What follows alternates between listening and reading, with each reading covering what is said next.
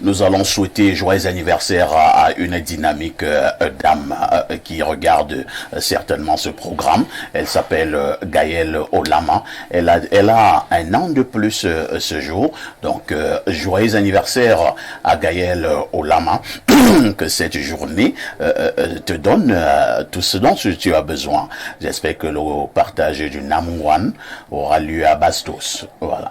Donc, joyeux anniversaire à Gaëlle Olama, fidèle téléspectatrice de ce programme. On repasse le micro à Pierre Blériot pour la dénonciation de ce lundi matin. Parfois, ici, un phénomène ubuesque se présente à nous ces derniers temps. Des gens empruntent les voitures de transport en commun. Sur le chemin, ces voitures que nous appelons les makemazo qui ramassent les gens. Et vous voyez des gens d'un certain âge et quelquefois de sexe féminin que vous ramassez, quelquefois dans des conditions pas très nettes, c'est-à-dire que vous êtes parti de l'agence et puis quelques kilomètres après, vous rencontrez ces gens. Mais la partie qui nous intéresse, c'est le comportement de ces gens.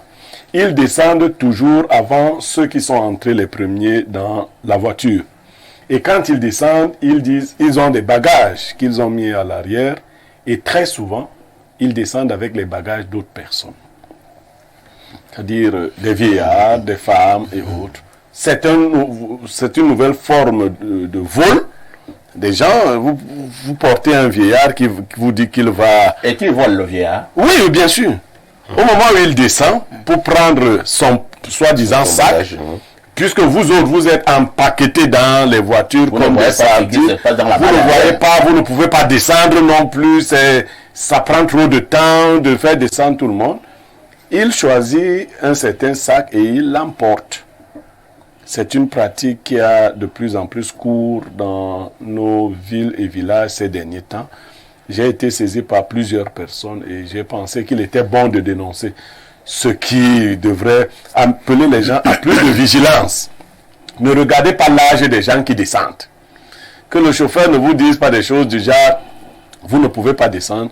Lorsque vous avez vos sacs, prenez le soin, chaque fois qu'une personne va descendre d'une voiture, de descendre voir le matériel qu'elle va emporter par derrière elle. Le problème avec Blériot, il prend vraiment, vous avez parlé des cars. Ouais. Les cars de transport, c'est que nous appelons vulgairement des IAS. Ouais. Vous voyez donc que vous êtes assis vers le fond. Ouais. Assis ou assise, si vous êtes une dame. Alors, quelqu'un qui est donc assis devant, à côté de la portière, est donc en train de descendre. Et nous savons très bien que dans ces cas, nous sommes souvent serrés. Imagine donc que on va déposer 3-4 personnes qui sont assises devant. Et que la personne qui est assise au dernier rang, ou bien avant-dernier rang, soit toujours en train de descendre pour aller vérifier son bagage à la malle arrière. Les mêmes personnes du car vont commencer à dire, non, vraiment, madame, ou bien tu nous déranges. Ici, je dis qu'il faut que les gens s'organisent autrement. Il faut bien que celui qui descend puisse signaler les bagages et avec l'apport du motorboy.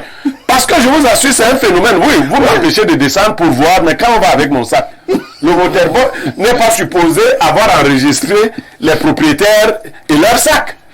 Donc celui qui descend dit, voici mon sac. C'est comme ça que ça se... Et on lui remet le sac. Merci. Alors il y a un mec descend, il monte le sac d'Evina. Il dit, voici mon sac, il part avec. Quand Evina descend, vous lui dites quoi? Blériot, vous voyez, depuis que vous avez raconté votre dénonciation, il ne fait que rire. On a été victime. Voilà. Il y a une vingtaine d'années, on était allé passer les congés au village.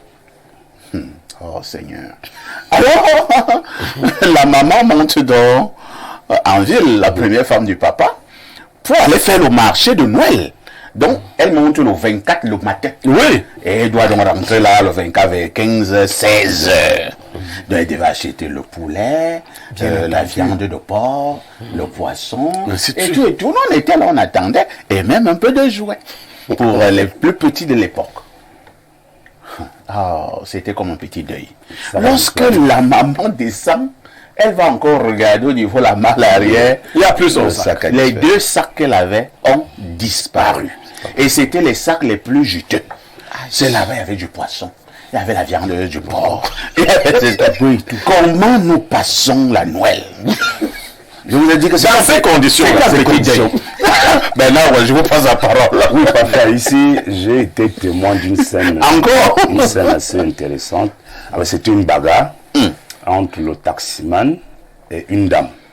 En fait, le taximan était obligé de bagarrer parce que la dame a arrêté le taximan de lui restituer son sac de nourriture. Parce que le taximan a transporté 3 à 4 femmes au marché d'un Sam. Une de ces femmes est descendue chemin faisant avec le sac de l'autre qui était plus juteux. Oui. Imaginez par exemple, le sac a du poisson, de la viande et d'autres provisions. Et un autre n'a pas grand chose. Il n'y a rien. La femme là qui avait peut-être acheté le bifar avec un peu de quoi. Voilà. Quand elle veut donc descendre, quand elle doit descendre, elle se rend compte que le sac de l'autre dame qui était assise bloquée à l'intérieur est plus juteux et volumineux. Et plus varié en termes de provisions. Porteur de bonnes nouvelles. Oui, elle a donc pris ce sac et est descendue avec. Arrivé donc au carrefour de rond-point Damas, moi j'étais confortablement installé dans une buvette. Je vois comment ça commence là. La femme dit que, où est mon sac? Le taximan, non, mais moi je ne jette pas le sac. Moi, je suis ici devant, moi je ne jette pas le sac. Une femme est descendue là-bas. La femme et le taximan ont véritablement bagarré et c'était pas bien. J'ai également vécu une scène pareille. Là, c'était même plus audacieux parce que un garçon a pris carrément la roue de secours du taximan. Au lieu de prendre son sac, il a pris son sac et la roue de secours. Oui, il est descendu. Le taximan, il est là, il regarde et puis il démarre, il part. C'est quand le taximan arrive plus loin qu'il se rend compte que, ok, il descend donc quand il vérifie. Il commence à parler, c'est la route qu'on a pris ma roue de secours. Il y avait des gars dans la voiture. Ouais. Comment toi tu fais? Tu as le rétroviseur. Quand quelqu'un ouvre la malle arrière, tu dois quand même guetter un peu pour voir au moins s'il prend le sac et autre chose. Donc bon, la dénonciation de ce matin, Blériot, c'est un problème de moralité. Hein. C'est-à-dire que les femmes, les grandes mamans volent, les vieillards volent, les enfants volent, tout le monde vole, tout le monde est bandit. Vous voyez que la gymnastique qu'on peut faire dans un car qui porte 30 personnes. Voilà, c'est compliqué. C'est une gymnastique qui n'est pas réalisable vraiment. Sinon on va arriver demain. On ne va jamais arriver. Il faut que tout le monde soit assis derrière et descend ça toujours. Vérifier le sac. Et remonter? Non, ce sera difficile. Ce sera le pénible. Voilà, on va trouver une solution. D'accord. Bon, moi, je voulais dire que c'est quand même un problème de moralité et que la société est de plus en plus en danger parce que personne n'est plus sérieux, personne n'est plus honnête. Parce que quand vous prenez le sac de nourriture d'une autre femme et que vous arrivez chez vous, vous mangez même cette nourriture-là avec vos enfants, qu'est-ce que vous pensez? Quand vous prenez le sac des jouets des petits feux de parfum ici, un 24 décembre, c'est dangereux. Vous êtes un criminel. Ouais. Vous gâchez toute une fête de Noël aux petits enfants. Jusqu'à présent, je me rappelle toujours. Puisque ça vous a marqué. Ça vous a marqué. Ça marque de façon indélébile l'enfant qui attendait fêter joyeusement avec ses cadeaux, avec le poulet et le porc que maman avait déjà acheté. Et puis une autre sorcière qui était dans la voiture s'est accaparée de ce sac et en a fait son sac de fête avec ses enfants. Bon, c'est juste un problème de moralité, donc il faut éduquer, il faut sensibiliser davantage. Pour Bernard Ona, c'est juste un problème de moralité, il faut sensibiliser davantage. Rodrigue Adalbert Vina, nous parlons, nous rions, oui, ça fait rire, mais lorsque nous finissons de rire, je vous dis que c'est très sérieux. Alors, nous sommes à l'archer des solutions et surtout, bientôt, les fêtes de fin d'année où ce genre de pratiques redoublent ou triplent même en intensité. D'abord, le commentaire sur cette activité qui monte en puissance au Cameroun, cette autre manière de vol, et maintenant, que faut-il faire? Oui, parfait. Ici, mon commentaire sur ce phénomène est que d'abord, c'est pour ça que Espace Miné est un hôpital. Voilà, il faut poser ces problèmes de société, ces problèmes qui touchent de manière automatique à la vie du bas peuple. Tout à fait. Le bas peuple doit se reconnaître dans les médias, les sujets d'actualité que traitent les médias.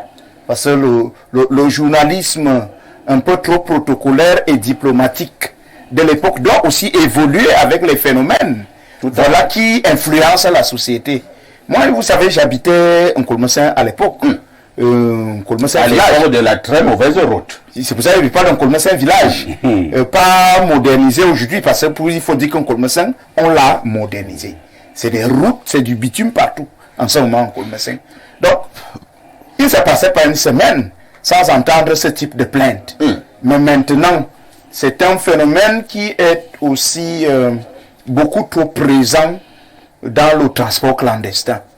Oui, le transport clandestin où personne n'est responsable de rien. Les OPEP. Bien entendu, personne n'est responsable de rien parce que au moins au niveau des agences relativement organisées ou modernes, on identifie tout le monde, on délivre des billets aux uns aux autres et parfois les bagages, on les identifie. Mais maintenant, dans le transport clandestin, au-delà même du vol, il y a beaucoup d'autres choses qui sont compliquées, notamment des agressions. Notamment des agressions. Vous pouvez partir d'ici avec votre véhicule, de gaieté de cœur, avec la bonté qui vous caractérise, vous portez quelqu'un, vous pensez que vous êtes en train de faciliter le déplacement de la personne. La personne va vous dire à un moment donné qu'elle veut s'arrêter à tel endroit, ma destination c'est ici, alors que c'est là où se trouvent ses complices. Les gens sortent de la brousse. Voilà, les gens sortent de la brousse et vous font la peau si vous n'êtes pas vigilant. Donc, ce phénomène-ci, mais maintenant, vous avez posé le problème de la solution. Moi, je crois que au-delà des motorboys, il y a que les chauffeurs même doivent aussi aider, parce que ce sont eux qui chargent les passagers comme ça. Ce sont ces chauffeurs-là. Ça dit que j'arrive là à Hawaï, vous voyez une petite Yaris comme ça, sans publicité. Vous voyez le nombre de personnes qu'on conduit en fou. Dans la Yaris ici. Ah oui. C'est-à-dire que vous pouvez être comme ça au nombre de 5, 6, 7, 8. Dans la petite Yaris, c'est-à-dire que vous êtes empaquetés comme ça. Comme des sardines. Voilà. Mais maintenant, il faut faire un tour à l'arrêt. En fait, la société est malade, en fait, parce que lorsque une maman vole la nourriture, un sac de nourriture. Parce que la blaireau insiste. Bien entendu. Parfois, ce sont des mamans d'un certain âge. Bien entendu. Une maman de plus de 60 ans. Attendez, est-ce que les hommes vont rarement au marché? Pas du tout. Faire le marché, c'est le travail. Tout à fait. Voilà qui revient aux femmes. Et quand on parle de vol de sac, il est clair que c'est une femme qui vole le sac. Et parfois, une femme d'un certain âge, c'est tout simplement regrettable. Moi, je voudrais dire que, en guise de solution, il faut seulement dire à ceux qui nous écoutent de faire attention. De faire très attention parce qu'il y a des gens sur terre qui ne négligent rien. Vous ne pouvez pas prendre une nourriture volée, vous risquez. Vous risquez votre vie en prenant une nourriture que vous volez, Très bien. que vous préparez, vous servez à vos enfants et tout le monde. Mais mari. ceux qui aiment se plaindre devant les ancêtres peuvent tout simplement vous envoyer un message et on se retrouve avec une maison de pleurs. Et puis un prêtre va arriver là pour dire que Dieu a donné, Dieu a repris. Non, Dieu ne donne pas et il reprend. Moi je crois, et je ne suis pas d'accord avec cette expression, parce qu'il y a les morts de la trahison, les morts de l'irresponsabilité, les morts même de la délinquance, en fait. Donc, souvent même il y a des morts que nous voyons, quelqu'un est couché la cause de ce qu'il a fait. C'est pas Dieu qui reprend toujours tout le monde. Donc moi je pense qu'il faut que les gens fassent très très attention. Très bien. Guy Albert Bomba, c'est un phénomène de société et nous traitons de manière régulière ce genre de choses sur notre plateau. C'est très important. Certains peuvent prendre cela à la légère, mais je vous assure, c'est un sujet important et surtout, vous voyez l'angle que Rodrigue vient de prendre là, au niveau de sa dernière prise de parole. Vous pouvez prendre une nourriture, ne soyons pas élégants. Vous pouvez voler un sac de nourriture de cette manière, mais si la personne à qui appartenait au sac de nourriture en question est une personne entre guillemets compliquée, vous pouvez payer peut-être même toute votre progéniture. Parfait. Mon copanéliste tout à l'heure a parlé de moralité. Tout à l'heure. Parce que aujourd'hui, la moralité a foutu le camp. C'est clair. Parce qu'il faut le dire aujourd'hui, et parfois personne ne réagit à certaines responsabilités. Blaireau a parlé de cas de transport, je crois que c'est la dénonciation. Tout à fait. Vous savez, j'ai envie de poser la question de savoir que fait notre ministère des Transports. je pense que quand on est responsable, dans chaque maison, il y a un responsable. Si je suis chef de ma famille, je suis responsable. Que doit faire le ministère des Transports pour le cas Je suis en train de venir. Je suis en train de venir. Alors, chaque maison doit avoir un responsable. Je pense que le transport clandestin doit être régulé. Quand on est ministre des Transports, je crois qu'on doit réguler même le transport clandestin. On ne peut pas se permettre de laisser, parce que parfois, même ces chauffeurs même qui conduisent, eux-mêmes, c'est des bandits. Que ce soit le chauffeur, que ce soit le motorboy, c'est des bandits qui agressent les gens. Je crois qu'il y a un phénomène de nos jours aujourd'hui où on agresse les taximans, on les retrouve morts partout. Mais comme Blériot a parlé de ceux qui font la ligne, oui, je crois que ça dépend, ceci doit être un travail fait, régulé par le ministère des Transports. Parce que ce n'est pas tout le monde qui doit faire le transport. Tout à l'heure, Bernard a parlé de... Est-ce que quelqu'un qui est assis derrière va passer le temps à sortir? Les clients n'ont pas accepté ça. C'est compliqué. On va arriver demain. On va arriver demain matin. Je crois que c'est la responsabilité du ministère des Transports. Et aussi, je crois qu'on doit rééduquer notre société. Je pense que mon autre compagnoniste a parlé de un problème religieux. Vous avez évoqué tout à l'heure le fait là que si quelqu'un est compliqué, tout le monde est compliqué aujourd'hui. Pourquoi? Parce que la vie est devenue compliquée. La vie même ne nous laisse pas le choix de devenir aussi compliqué. Parce qu'on ne peut pas voler ton sac de nourriture que tu vas aller nourrir tes enfants avec, tu laisses la personne. Ça, c'est impossible. Tu me fais, je te fais. Je crois que c'est la loi du talion qui est en train de revenir, la loi de Moïse, que œil pour œil, dent pour dent. Comme tu m'as volé, je dois aussi te voler. On peut même te voler une valise où il y avait des habits, il y avait des documents importants dedans. Peut-être les actes de naissance, peut-être des diplômes, peut-être des passeports, peut-être... En fait, comment quelqu'un peut choisir comment quelqu'un peut choisir son sac? Il dit qu'il confond, il choisit un sac, lui qui le plaît, et il sait qu'il y a des choses importantes. Mais c'est des sorciers. C'est la sorcellerie. Parce que, comme on est africain, nous, on sait, tu vois, quand quelque chose ne dépasse dans notre entendement, on va dire la sorcellerie. C'est des sorciers. Et alors, le ministère des Transports doit pouvoir réguler ces transports, ces transporteurs clandestins dans notre genre. Très bien. Merci Guy Albert Bomba. Pierre Blériot-Niamey, vous disiez tout à l'heure que vous aviez une solution, parce que nous sommes à la recherche de solutions. Quelqu'un a donné une piste tout à l'heure que que les passagers soient vigilants, nous sommes d'accord, mais j'ai pris l'exemple d'un cas, une vingtaine de personnes, et toi tu es assis au dernier niveau du car. À chaque fois que quelqu'un va descendre, est-ce que tu vas aussi descendre pour aller contrôler ton sac à la main arrière, ainsi de suite. On a l'impression que au niveau de cette proposition de solution, elle n'est pas efficace, elle a des entorses. Je vous passe la parole. Oui, je commence directement d'abord par la solution avant de faire mon analyse. Effectivement, je faisais travailler mon cerveau. Vous voyez, dans ces cas, il y a des motorboys. Oui. Il faut que le sac descende. Vous voyez, au niveau des côtés là, chacun peut donc jeter un coup d'œil et voir le sac qui a été retiré. Vous comprenez ce que je dis? Je vois. Le motorboy vous accompagne, vous prenez votre sac, vous le mettez de manière latérale. Et on demande aux passagers de regarder si ce n'est pas leur sac avant de valider ton départ. C'est une solution. Oui, j'ai essayé. Mais là, ça marche seulement avec les cars. Là, c'est avec les petites voitures. Non, les petites voitures, le taximan joue le rôle, ou le chauffeur joue le rôle de motorboy. Il faut qu'il joue ce double rôle.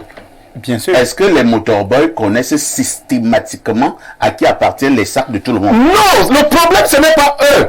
C'est qu'on présente le sac. Vous qui êtes dans la voiture, c'est vous qui regardez. Donc maintenant, dans la voiture, on soulève les sacs. Oui. Simplement, c'est-à-dire que quand un taximan vous gare pour que quelqu'un descende, la personne qui prend le sac a l'obligation de présenter le sac à ceux qui restent dans la voiture. Voilà. Nous sommes obligés de fonctionner comme ça pour ramener une certaine sérénité, d'une part. D'autre part, là, je vais rejoindre un peu Evina.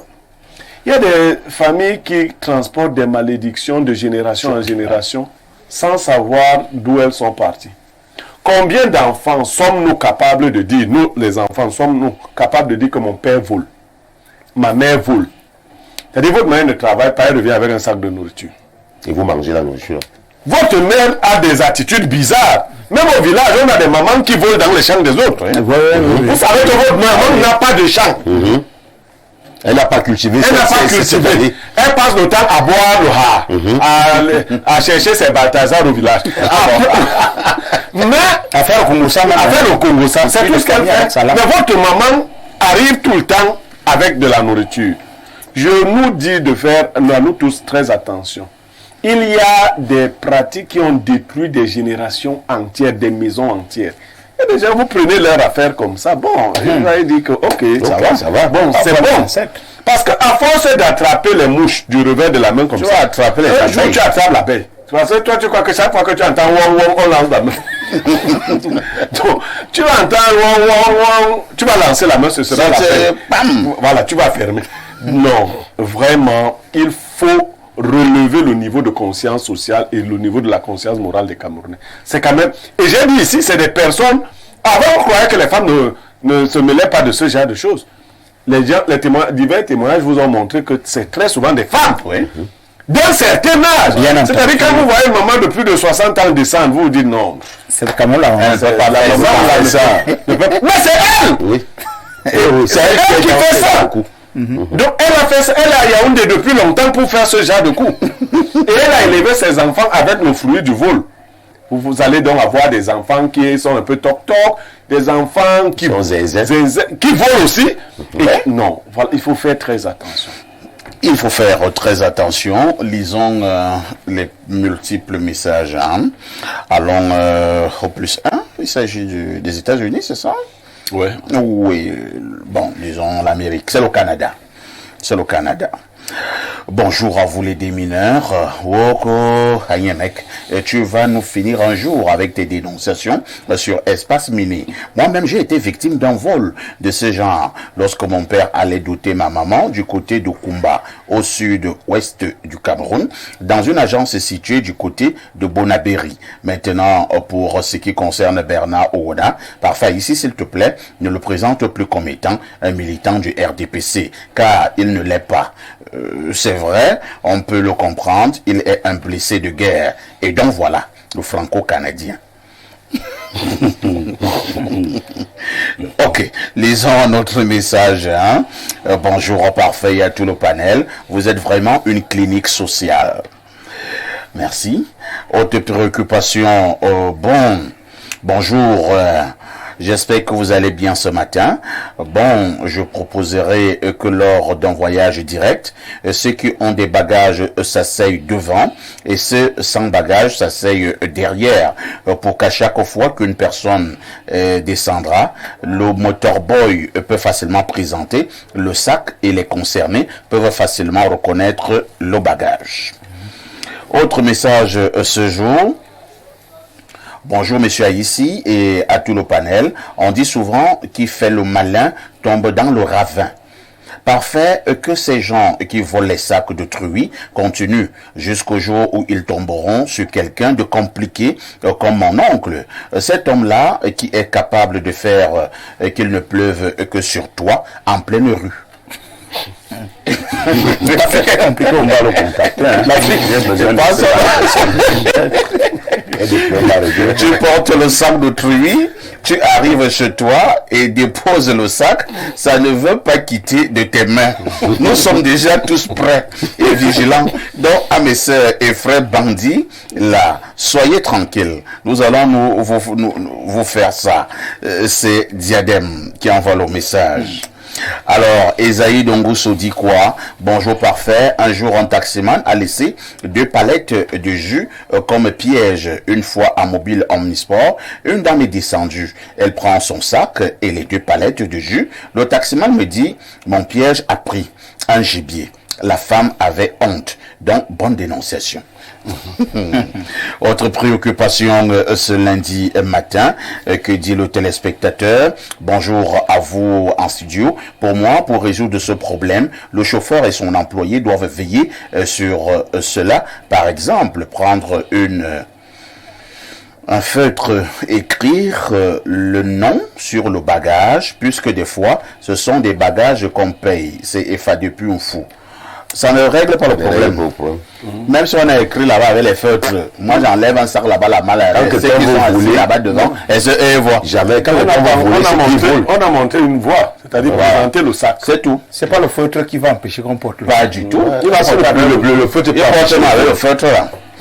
Bonjour les démineurs. Ma maman a été victime du vol d'un sac de vivres de ses petits-enfants à Douala, ayant emprunté une moto à Yassa pour PK12. Chemin faisant, le moto-taximan a déclaré la panne sèche. Maman descend, remet 1000 francs au chauffeur. Le gars Bassa pousse sa moto sur 20 mètres et démarre en trompe, emportant le sac et l'argent. C'est Raphaël Aurélien Bissombi Nanga à Edea.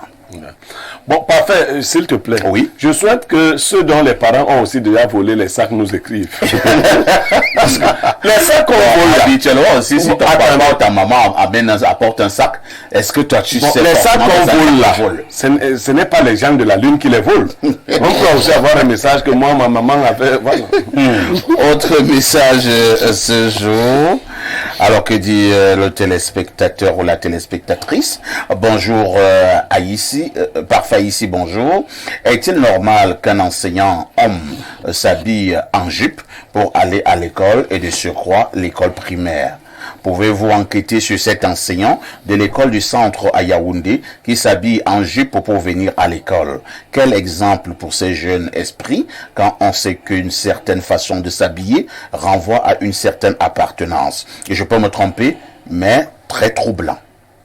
Un enseignant s'habille en jupe. C'est ça, dans quel pays ici? Non, il n'y a même pas de ça. Ce n'est pas une cérémonie. C'est les savants pour les jupes. Non, c'est la jupe. Il faut nous envoyer les bonnes informations, qu'on a le dénonce. C'est très dangereux. Il fait comment pour enseigner mes enfants déjà? Non, il ne faut pas laisser ce genre. Et le directeur est où? Ou bien c'est une école de privé? On parle de l'école du centre. L'école du centre ici au Cameroun. Et c'est une école primaire de référence. Non, c'est dangereux. Non, il faut nous donner plus d'informations aussi pour avoir le nom de l'enseignant. Il se met en jupe, il est tranquille. Oui. Non, ça on peut pas laisser les enfants déjà avec ça. Et vous les parents, vous faites même comment? Moi, si mon enfant est dans cette salle, quand je vais rendre visite à cet enseignant.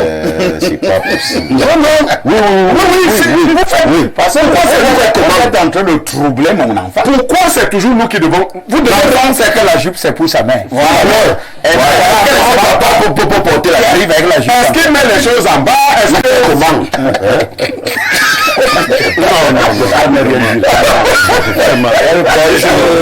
Bonjour à tous. Tout le monde a un prix. On n'a pas encore atteint le bon montant avec monsieur Bernard Orona sur le plateau. On a déraciné le baobab. Laissez ça. Vous êtes sûr que vous l'avez déraciné. Le bananier ne peut pas les dépasser. Donc, c'est toi le bananier. Ils ont réussi à se déraciner un baobab. Et donne le nom du baobab là, mais je ne donne pas le nom. Comment tu as su? Tu fais allusion au professeur, mais ça va? Non. À part lui, il y a d'autres professeurs qui l'ont déraciné. Ah bon? Non. Bonjour le sac de modérateur et à ton intelligent panel.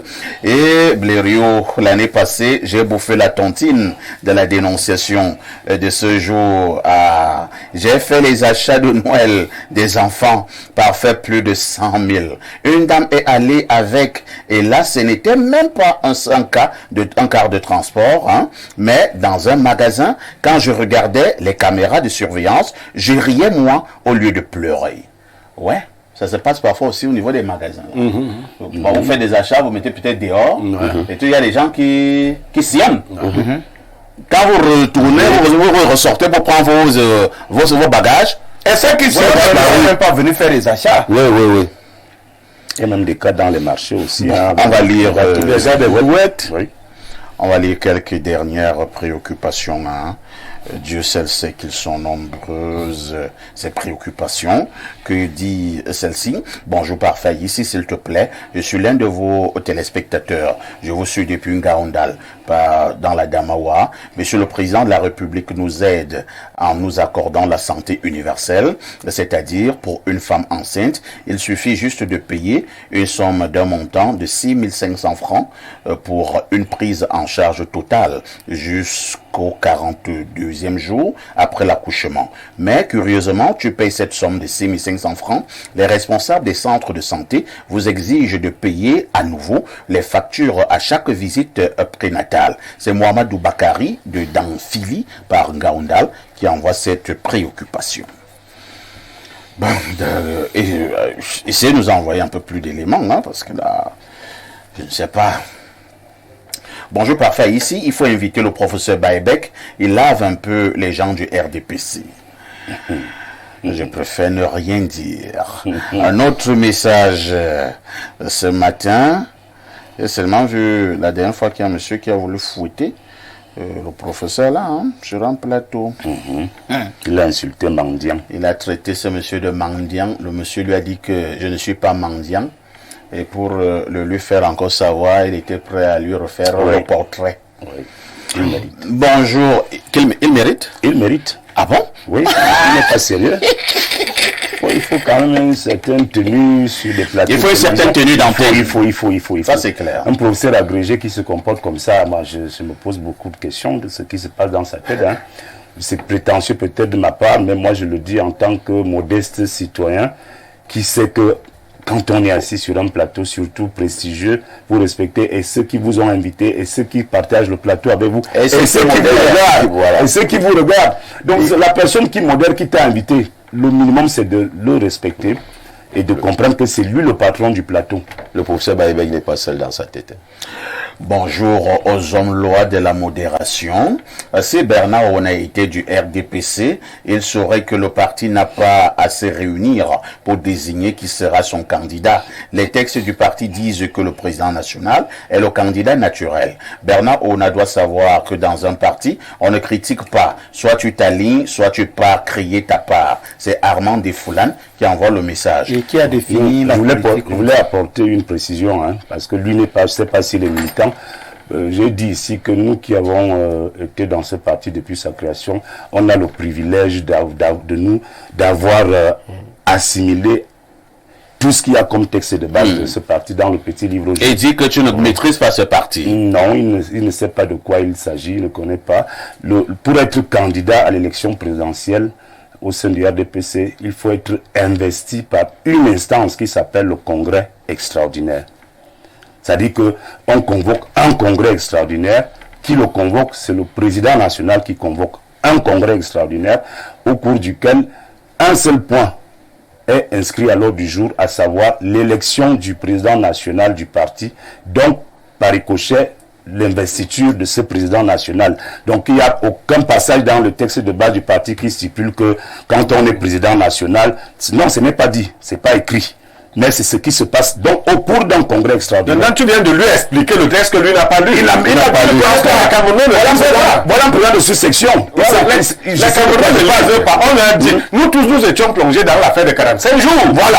Et je voulais dire sur ce plateau que c'est écrit nulle part. Dans la constitution qu'il faut 45 jours. On a commencé à chercher. Ah bon, le président lui était au 45 jours. Lui, il ne sait pas de quoi il parle. On a commencé à chercher les 45 jours. Pour être candidat du RDP à l'élection présidentielle de 2025, ça, personne ne fera le contraire. Il faudra passer par un congrès extraordinaire. Il aura lieu. Merci. Hein. Vous êtes en direct sur Info TV. Le programme, c'est Espace Miné. À tout de suite pour la suite.